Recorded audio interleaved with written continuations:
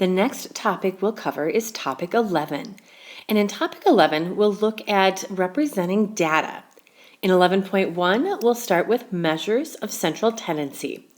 I'm hopeful that these terms will sound familiar to you and that at least this first part of topic 11 should go smoothly for all.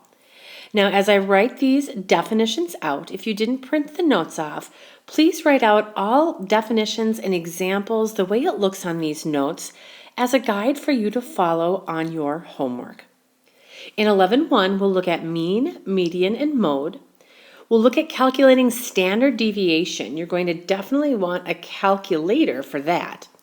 And then we're going to look at box and whisker plots, which are also known as a 5-point summary table. So let's go ahead and start with kind of some basic terminology on the left. What I need to do is zoom my screen out to get these definitions to fit. There we go. Our first two definitions are mean and median. If you have a set of data points, the mean is the average of that set of numbers. So what you would do is you would take all of those data values, add them together, and divide by how many data values there are. A median would require you to put your data set in numerical order. Once in that numerical order, a median value is just the middle value. But if you have an even number of data points, you'd have to take the average of the two middle values. Now on to mode, range, and outlier. Within a given data set, the mode would be a value that occurs the most between the points that you're looking at. You may have no mode within a data set, or there could be more than one. Range is just simply finding the difference between the largest and smallest values within that data set.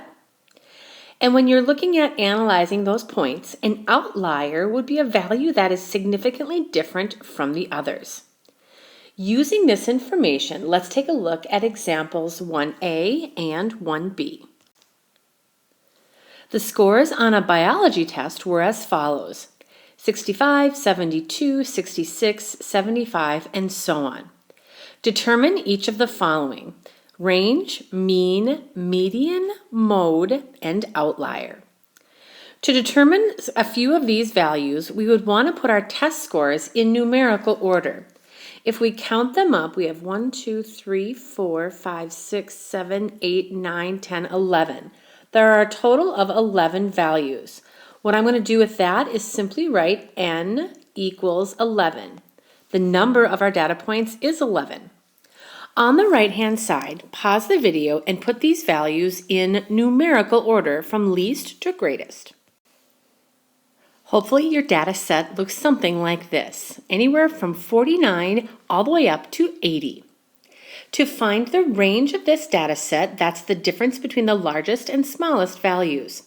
If we take 80 minus 49, the range is 31. And that's all you do with range. The mean, we have to add them all together.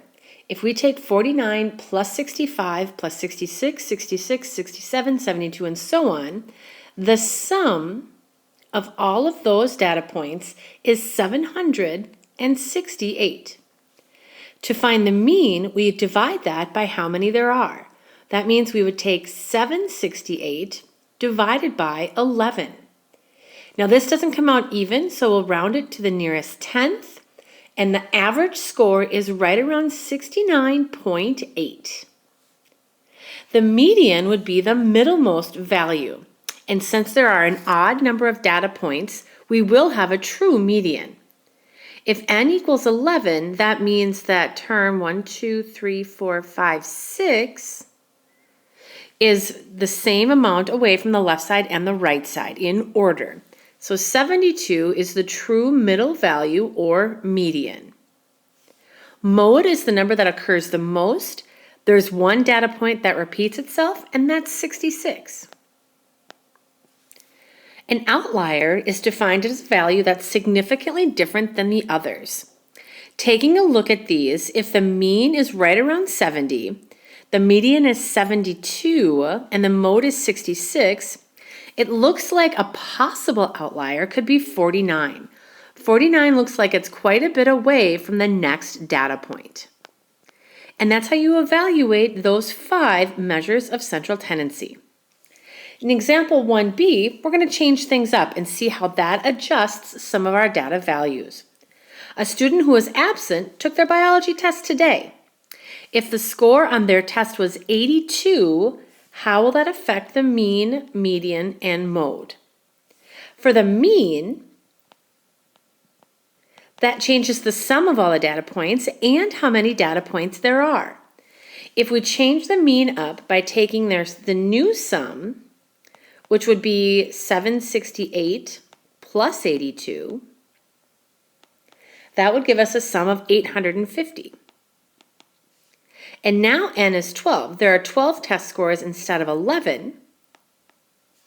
Now our mean is approximately 70.83 or 70.8. So the mean, if we ask how would that affect it, the mean rises. The median, which is the middle value, if we take that score of 82, that would put it on the end right there. And what that would do is now give us 2 values that are in the middle. And if that happens, we have to take their average. We would take simply 72 plus 73, the 2 innermost median values, and divide them in half, and that would give us 72.5. To describe what the effect is to the median, it rises as well.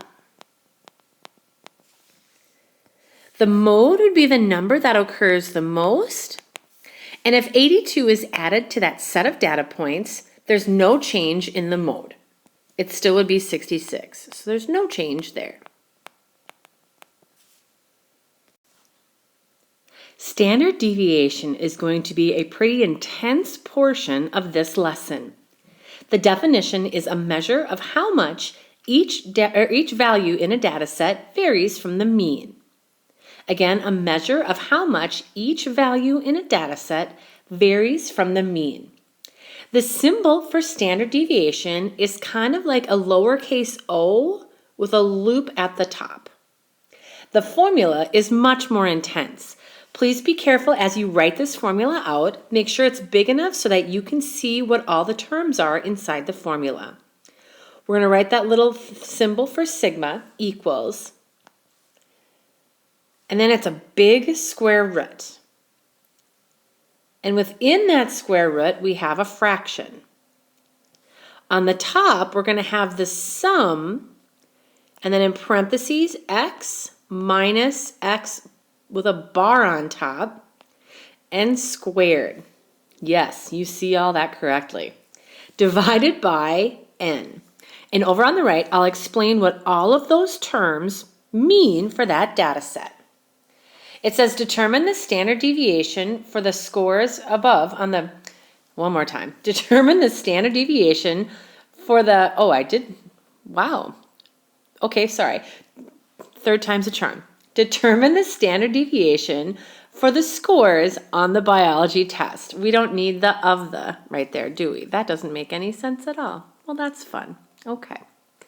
And we'll use all 12 scores, including the new person who took the test today. All right, what we need to look for are all of those symbols inside that square root. The first one we'll start off with is n. And I'm going to make my screen bigger so that there's more room on the right-hand side. That should do it. All right, n is the number of data points that we're going to look at. And we know from the last example, n would be 12. So it's just how many data points are in that set. Plain x is just any data point. The x with the bar on top means the mean or average. We're going to have to calculate that. We know that our E symbol means we're going to find the sum. That's a little arrow right there. I don't want that to confuse anybody. E means we're going to find the sum. The first thing that we're going to do then is take a look at our average. So we know that n equals 12. We know that the average we said was 70, we'll go 70.8. What we need to do is kind of a big thing here. We're going to do that entire parenthesis for each data point. So we'll start with 49. This is where you'll want a calculator. And we're going to subtract 70.8, put that in parentheses, and square it. Go ahead and pause the video and see what you get for that first data point. Did you get 475.24? If not, try plugging it back in again. 49 minus 70.8, I got negative 21.8, but when you square a negative, you should get a positive result. Now we get to do this for the rest of the 11 values. And all of a sudden, it looks like this, and I'm very sorry. I really, really am. Standard deviation is quite the process. What I'd like you guys to do is just write all this out, plug it into your calculator, round to the nearest hundredth once it's squared, and then we'll go to the next step. Well, that was surely fun. I took all of the values and subtracted them from the average and squared my results. Notice they're all positive outputs. Be sure you have positive outputs as well. That would be just the parenthesis part on the inside of the square root symbol. What we need to do with it now is find the sum. So what I'm going to do is just draw a line, and I'm going to write the sum symbol equals.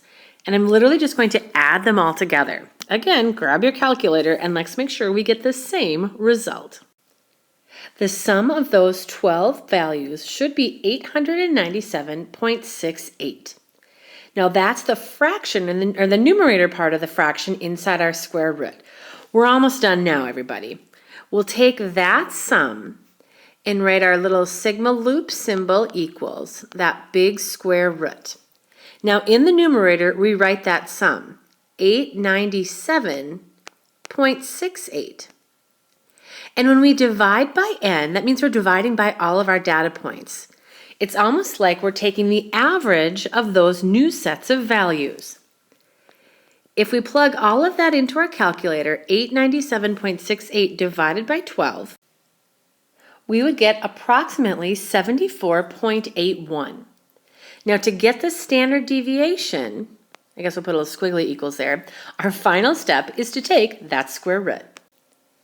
When we're finished, we should get the sigma value, or the standard deviation, to be approximately 8.65. And that would be the measure of how much each data value would vary from the mean. And that brings us to a pretty good stopping point for the first part of the video lesson. You'll be asked to watch the second video tomorrow and complete the worksheet. You're welcome to move ahead if you're ready and you have time.